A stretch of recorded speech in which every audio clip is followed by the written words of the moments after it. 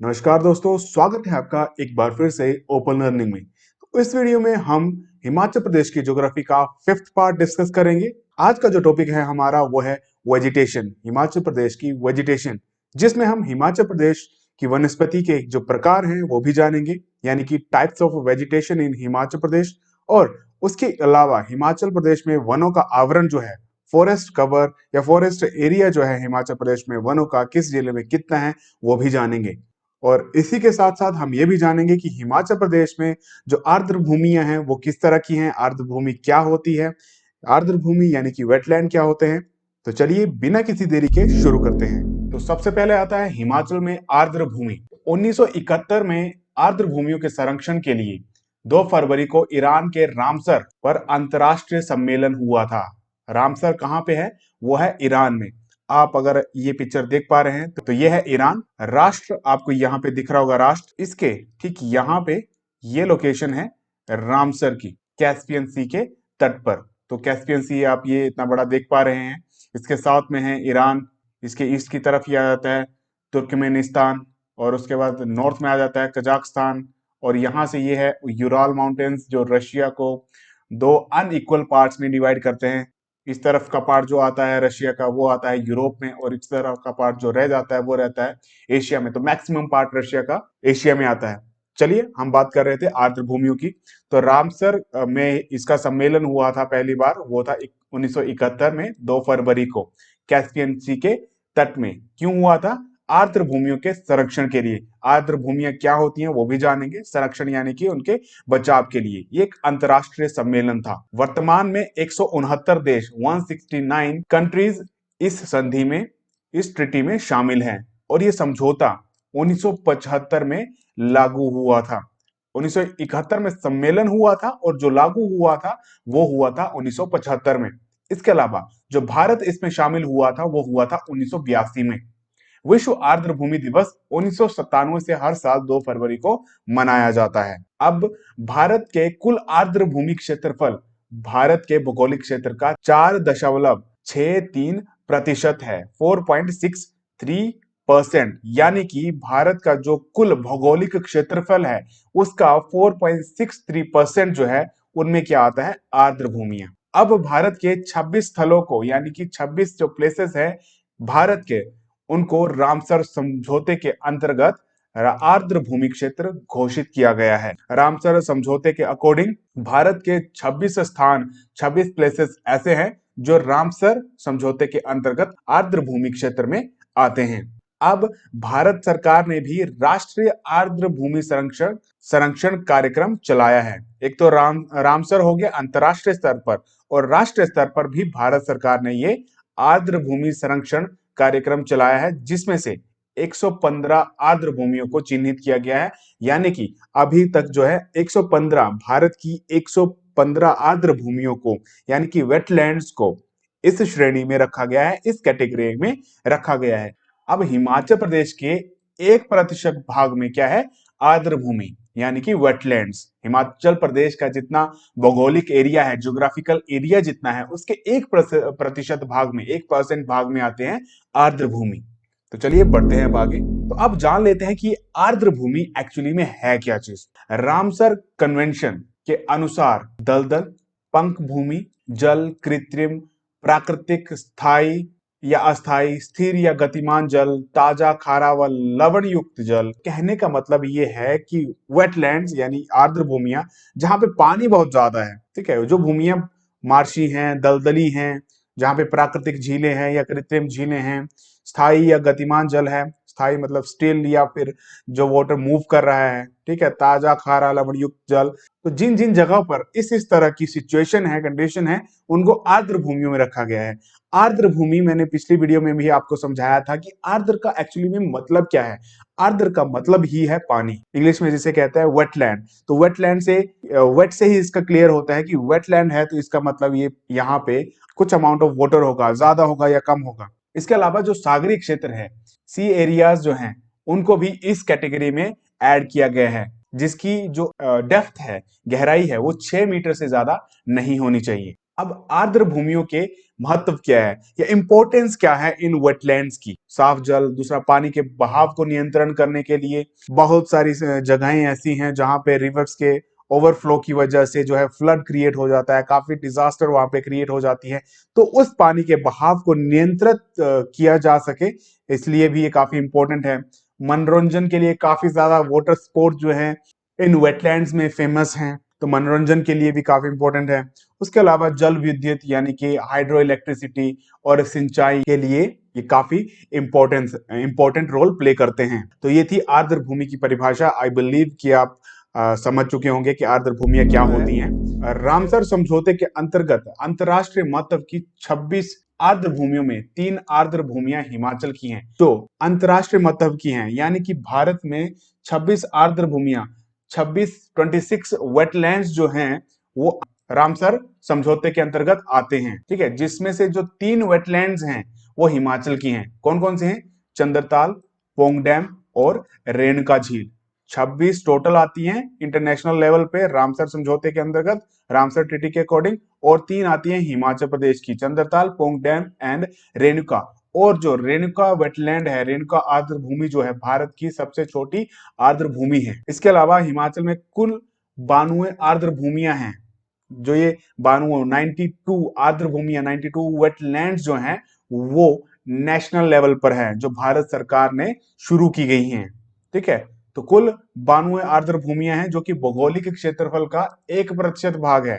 अब 92 आर्द्र भूमियों में 85 प्राकृतिक नेचुरल एंड 7 मैन मेड झीलें हैं, मैन मेड लेक्स। अब रेणुका को 2005 में वेटलैंड के रूप में राष्ट्रीय स्तर पर चयनित किया गया था। राष्ट्रीय स्तर पर यानी कि नेशनल लेवल पर रेणुका को 2005 में वेटलैंड की कैटेगरी में ऐड किया गया था। इसके अलावा पोंग डैम को नेशनल लेवल पर 1994 में, और रामसर साइट जो घोषित किया गया था, डिक्लेयर किया गया था, वो था 2002 में। अब आती है वेजिटेशन, वनस्पति। हिमाचल प्रदेश की वनस्पति के बारे में जानते हैं। सभी जानते हैं नेचुरल वेजिटेशन क्या होती है। नेचुरल वेजिटेशन वो जो मानव के हस्तक्षेप के बिना उगते हैं, जो पेड़ पौधे मानव के हस्तक्षेप के बिना उगते हैं, उन्हें प्राकृतिक वनस्पति या यूं कहें नेचुरल वेजिटेशन कहते हैं। अब ये नेचुरल वेजिटेशन क्या क्या हो सकती हैं? बुशेस हो सकती है, ग्रास हो सकती है, या फिर फॉरेस्ट हो सकते हैं। हमने जो पिछली वीडियो में, अगर आपने क्लास 7th की ज्योग्राफी का जो 6 चैप्टर था natural vegetation and wild life, उसमें भी हमने ये डिस्कस किया था। तो बुशेस के बारे में, ग्रासलैंड्स के बारे में, फॉरेस्ट के टाइप्स, ये सब उसमें हमने डिस्कस किया था वर्ल्ड लेवल पर। तो वो जाकर आप वहां पे देख सकते हैं, प्लेलिस्ट में जाकर आप क्लास 7th की ज्योग्राफी देखिए, वहां पर आपको ये सब मिल जाएगा। इसके अलावा आता है कि वनस्पति जात यानी कि फ्लोरा का जो किस्म है वो क्या है कि किसी विशिष्ट जाति के ये पेड़ पौधे होते हैं, किसी खास टाइप की, स्पेशल टाइप के ये पेड़ पौधे होते हैं, जिसे वनस्पति जात कहते हैं। उसके बाद आता है वनस्पति वेजिटेशन किसे कहते हैं, तो वो हमने जान लिया, ये पेड़ों, झाड़ियों, घासों, इन सब के जो समूह होते हैं उन्हें वनस्पति कहते हैं। अब वनस्पति मैन मेड भी हो सकती है या विदाउट इंटरफेरेंस ऑफ मैन भी हो सकती है। अब वन क्या है? वन यानी कि फॉरेस्ट उस बड़े भूभाग को कहते हैं जहां पर प्राकृतिक रूप से एक ही प्रकार के परस्पर निकट उगने वाले पेड़ पौधों का फैलाव हो। कहने का मतलब है कि फॉरेस्ट क्या होता है? एक बहुत बड़े एरिया पर नेचुरल फॉर्म से उगने वाले जो, और आसपास बहुत घने पेड़ पौधे आसपास होते हैं, उनका जो फैलाव होता है, उन्हें फॉरेस्ट कहते हैं। इसके अलावा ये जो निर्भर कहते हैं, जो फैक्टर्स हैं इन सबको इफेक्ट करते हैं, वो कौन कौन से हैं? तापमान, वर्षा, मिट्टी, सूर्य का प्रकाश, है ना, सनलाइट, एयर, जनसंख्या का दबाव। आज के प्रेजेंट सिनेरियो में ये सब तो नेचुरल है, नेचुरल फैक्टर्स हैं। अब जनसंख्या का दबाव, ये जैसे जैसे अब पॉपुलेशन बढ़ रही है, वैसे वैसे पॉपुलेशन को रहने के लिए जो है लैंड क्लियर हो रहा है। जो फॉरेस्ट है अब वो इंसानों को रहने के लिए लैंड्स में कन्वर्ट हो रहे हैं। तो जनसंख्या का दबाव जितना ज्यादा होगा, वेजिटेशन पर उतना ज्यादा असर पड़ेगा, उतना ज्यादा वो डिक्लाइन करेंगे। उसके बाद आता है समुद्र तल से ऊंचाई, सी लेवल से जो हाइट है किसी जगह की वो कितनी है, वो भी डिसाइड करती है कि वेजिटेशन किस तरह से कितनी होगी।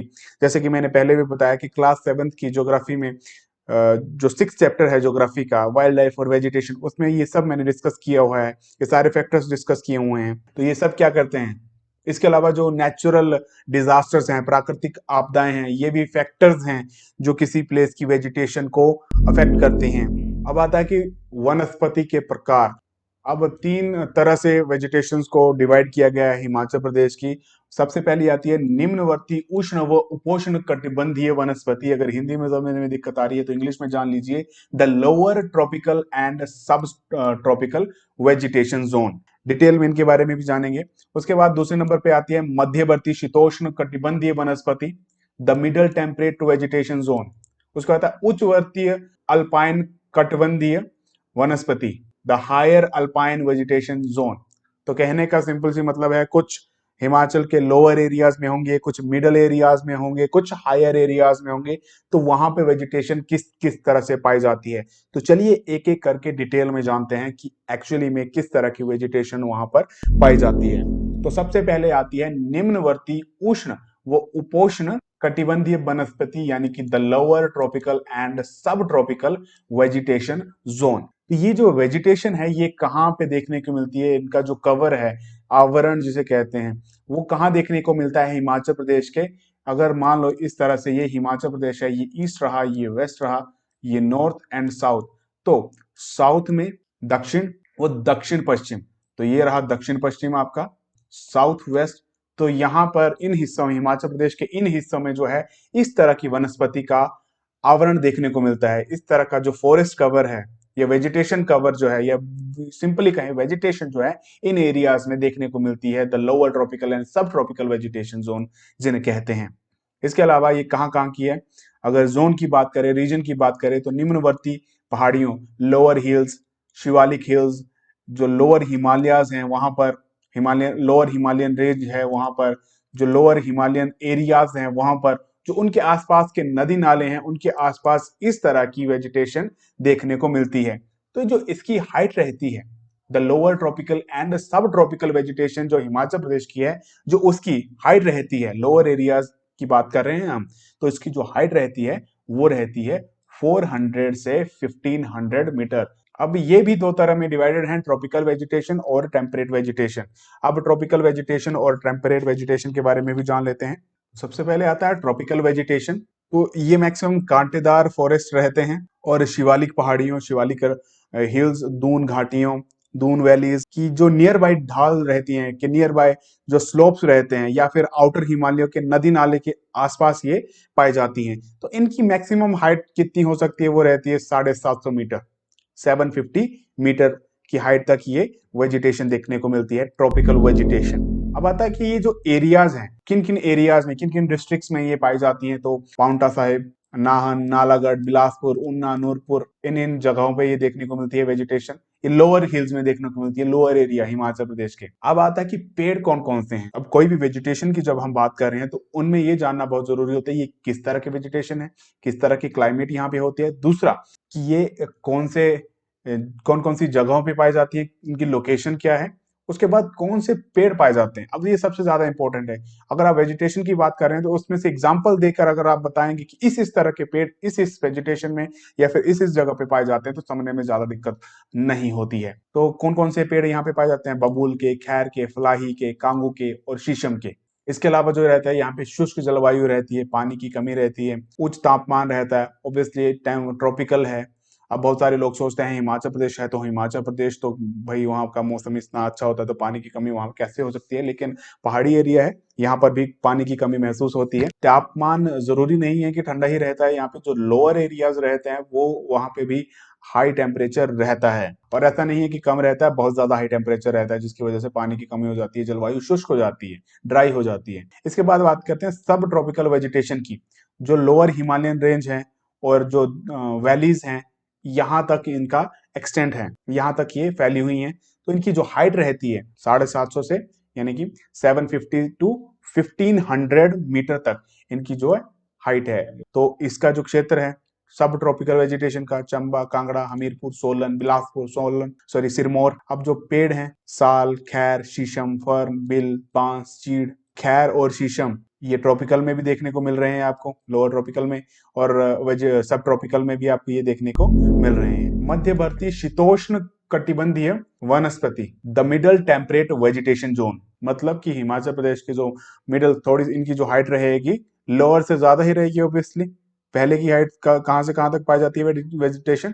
750 से 1500 मीटर की हाइट तक, और ये पाई जाती है 1500 से 3000 मीटर की ऊंचाई तक। अब क्षेत्र कौन कौन से हैं, एरियाज कौन कौन से हैं जहां पर ये वेजिटेशन देखने को मिलती है? चंबा, कांगड़ा, मंडी, सोलन, सिरमौर, शिमला। और पेड़ ओक, मैपल, रोडोडेंड्रॉन, चीड़, देवदार, कैल, सिल्वर फर, रोडोडेंड्रॉन जिसे गुलाबी बुरांश भी कहते हैं, ये हिमाचल प्रदेश का स्टेट फ्लावर है। अब धरातलीय ऊंचाई, भूमि की ढाल, जलवायु परिस्थितियों में अंतर के कारण इस वनस्पति प्रकार में कई वनस्पतियां शामिल है। कहने का मतलब है कि जो अल्टीट्यूड है या फिर लैंड का स्लोप है, क्लाइमेट है, इनकी वजह से इनमें जो डिफरेंस है उस तरह से इसी टाइप में बहुत सारी वनस्पतियों के टाइप्स देखने को मिल जाते हैं। टेम्परेट फॉरेस्ट या हिंदी में कहें नम शीतोष्ण कटिबंधीय वन, या फिर नम युक्त देवदार तथा कैल वन, मॉइस्ट देवदार एंड कैल फॉरेस्ट, नम पर्णपाती शीतोष्ण कटिबंधीय one, moist deciduous temperate forest. तो थोड़ा थोड़ा सा इनके बारे इन तीनों के बारे में भी जान लेते हैं कि क्या होता है इनके अंदर,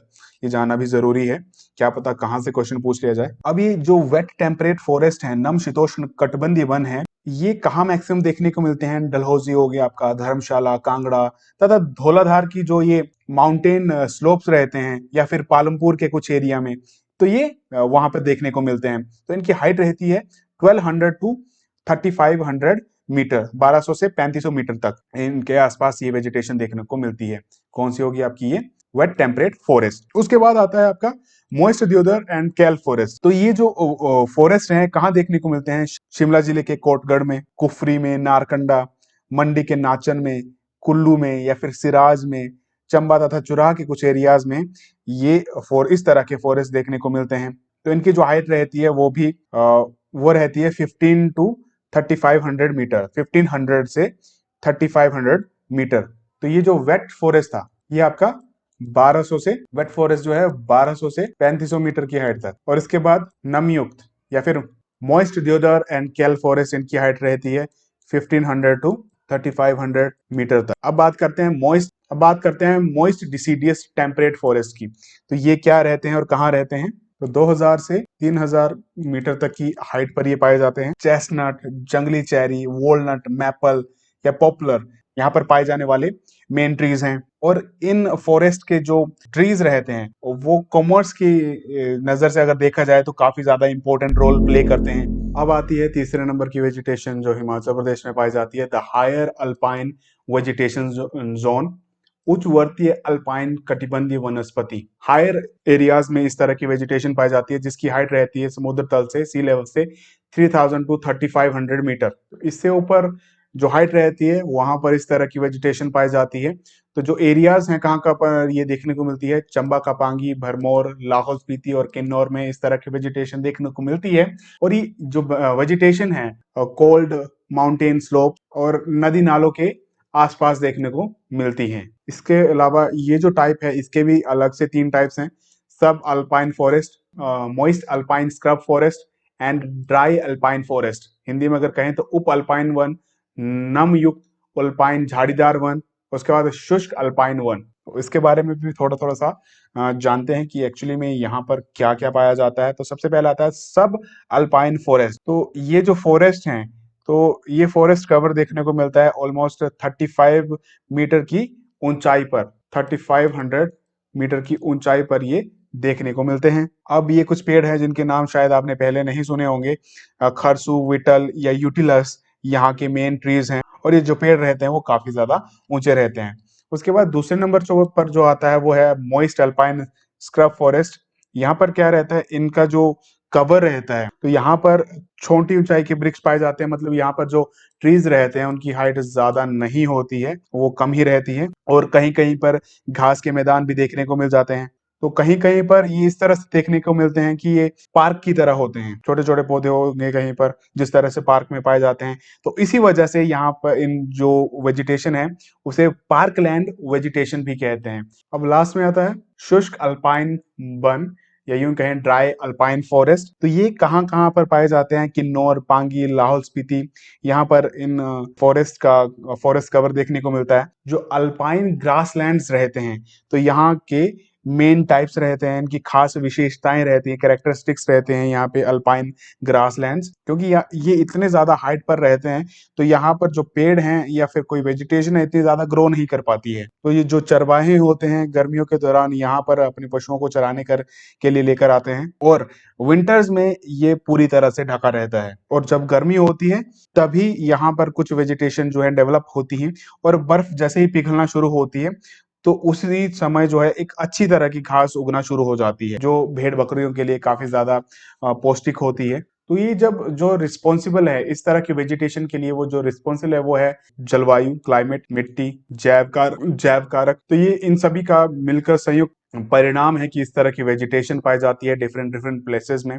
उसके अलावा 4500 से अधिक ऊंचाई पर, 4500 से अधिक ऊंचाई पर क्या रहता है, तापमान में भारी कमी आ जाने पर वनस्पति का आवरण भी बहुत कम हो जाता है। जैसे कि मैंने अभी बताया कि टेम्परेचर बहुत ही लो हो जाता है हाइट पर, जैसे जैसे हाइट पर जाते हैं तो, और जब वो हाइट ऑब्वियसली 45 मीटर से अधिक, 4500 मीटर से अधिक रहेगी, 4500 मीटर से अधिक रहेगी, तो वहां पर क्या रहेगी, जो क्लाइमेट रहेगी या तापमान रहेगा बहुत ही लो रहेगा। बहुत ही लो रहने की वजह से वहां पर जो वेजिटेशन है वो ज्यादा ग्रो नहीं कर पाती है, और मैक्सिमम एरिया जो रहता है बर्फ से ढका रहता है। अब आता है हिमाचल प्रदेश में वनों का आवरण। तो जो टोटल फॉरेस्ट एरिया है हिमाचल प्रदेश में वो है 66.52%। फॉरेस्ट एरिया और फॉरेस्ट कवर या फॉरेस्ट कितने हैं ये तीनों अलग अलग बातें हैं।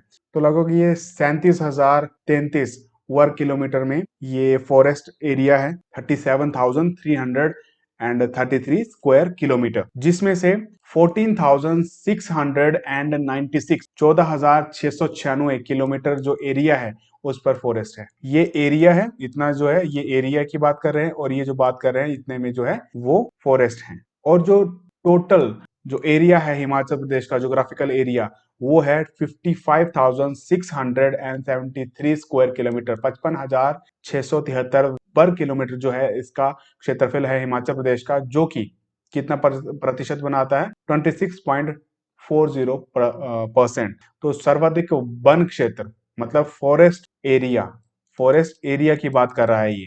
फॉरेस्ट एरिया किस डिस्ट्रिक्ट में सबसे ज्यादा है, तो वो है लाहौल स्पीति में, जो कितना है कि 10,133 10,133 स्क्वायर किलोमीटर ये एरिया है लाहौल स्पीति का, सबसे ज्यादा फॉरेस्ट एरिया है लाहौल स्पीति का। उसके अलावा सबसे कम फॉरेस्ट एरिया किसका है, वो है हमीरपुर का, 219 स्क्वायर किलोमीटर। अब आता है सबसे अधिक वनाच्छादित क्षेत्रफल यानी कि फॉरेस्ट कवर।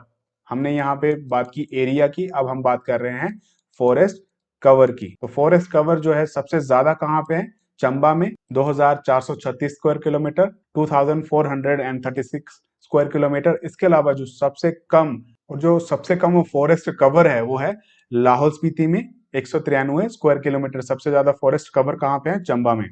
और एरिया सबसे ज्यादा कहाँ पे है, लाहौल स्पीति में। इसके अलावा कि सबसे ज्यादा फॉरेस्ट कहाँ पर है, तो वह है सिरमौर में 49.03%, और सबसे कम फॉरेस्ट जो है वो है लाहौल स्पीति में 1.41%। तो इस बात में कंफ्यूज नहीं होना है कि अगर लाहौल स्पीति का फॉरेस्ट एरिया सबसे ज्यादा है तो वहां पे सबसे कम फॉरेस्ट क्यों है। ऑब्वियसली वहां की जो क्लाइमेट है वो वेजिटेशन को ग्रो करने के लिए सपोर्ट नहीं करती है, उस वजह से वहां पे जो वेजिटेशन है बहुत ही कम है, हालांकि एरिया ज्यादा है। वो बात अलग है, क्योंकि सभी जानते हैं लाहौल स्पीति हिमाचल प्रदेश का सबसे बड़ा जिला है एरिया वाइज। इसके अलावा जो पूरे हिमाचल में चीड़ के वन है, चीड़ के फॉरेस्ट हैं, वो सबसे ज्यादा पाए जाते हैं, जिनकी परसेंट है 25.36%। तो आज के लिए सब्जेक्टिव पोर्शन इतना काफी है। बाकी का जो पार्ट 6 रहेगा वो भी हिमाचल प्रदेश की वेजिटेशन से रिलेटेड रहेगा। तो अब हम डिस्कस करने जा रहे हैं जो हमने सब्जेक्टिव पोर्शन डिस्कस किया है, सब्जेक्टिव पार्ट डिस्कस किया है, उसी के बेस पर मैंने कुछ एमसीक्यूज बनाए हैं। तो देखते हैं कि कितना की कर पाते हैं। तो चलिए शुरू करते हैं। तो पहला क्वेश्चन है, पहली बार रामसर सम्मेलन कब हुआ था। तो इसका सही आंसर है ऑप्शन ए, 2 फरवरी 1971 को पहली बार रामसर सम्मेलन हुआ था। बढ़ते हैं अगले क्वेश्चन की ओर। दूसरा क्वेश्चन, भारत रामसर संधि में कब शामिल हुआ था। तो इसका सही आंसर है ऑप्शन सी, 1982। अब है कि विश्व आर्द्र भूमि दिवस कौन से साल से शुरू किया गया था। तो इसका सही आंसर है ऑप्शन बी, 2 फरवरी 1997, 2 फरवरी 1997। नेक्स्ट क्वेश्चन, हिमाचल प्रदेश के कितने प्रतिशत भाग पर आर्द्र भूमि है। तो इसका सही आंसर है ऑप्शन ए, 1%। अब है कि भारत की सबसे छोटी आर्द्र भूमि का नाम बताओ। तो उसका सही आंसर है ऑप्शन ए, रेणुका। अब है हिमाचल में राष्ट्रीय स्तर पर कितनी आर्द्र भूमियां हैं, उनमें प्राकृतिक और मानव निर्मित झीलें कितनी हैं। तो तो इसका जो सही आंसर है वो है ऑप्शन ए। कुल मिलाकर 92 मानव निर्मित है और कुल मिलाकर जो है 92 आर्द्र भूमियां हैं, जिनमें से 7 मानव निर्मित हैं, जबकि 85 प्राकृतिक हैं। अब बताएं पोंग डैम को कब रामसर साइट घोषित किया गया था? तो इसका सही आंसर है ऑप्शन बी, 2002 में पोंग डैम को रामसर साइट घोषित किया गया था। और जो राष्ट्रीय साइट थी, राष्ट्रीय लेवल पर, नेशनल लेवल पर उसे कब किया गया था? 1994 में। अब है सबसे कम वन क्षेत्र किस जिले का है? तो इसका सही आंसर है हमीरपुर, जो कि 219 स्क्वायर किलोमीटर है। सबसे कम फॉरेस्ट एरिया की बात कर रहे हैं। अब आता है कि सबसे अधिक वनाच्छादित क्षेत्रफल, फॉरेस्ट कवर कौन से जिले का है? तो फॉरेस्ट कवर है सबसे ज्यादा ऑप्शन डी चंबा, जो कि कितना है? 2436 स्क्वायर किलोमीटर। लास्ट क्वेश्चन आता है सर्वाधिक वन कौन से जिले में पाए जाते हैं? सबसे ज्यादा जो फॉरेस्ट हैं कौन से जिले में पाए जाते हैं? वो है सिरमौर। कितने प्रतिशत के साथ? 49.03% के साथ। और सबसे कम जो फॉरेस्ट पाए जाते हैं वो भी लाहौल स्पीति में है, 1.41% के साथ। तो आज के लिए इतना काफी है, मिलते हैं अगली वीडियो में।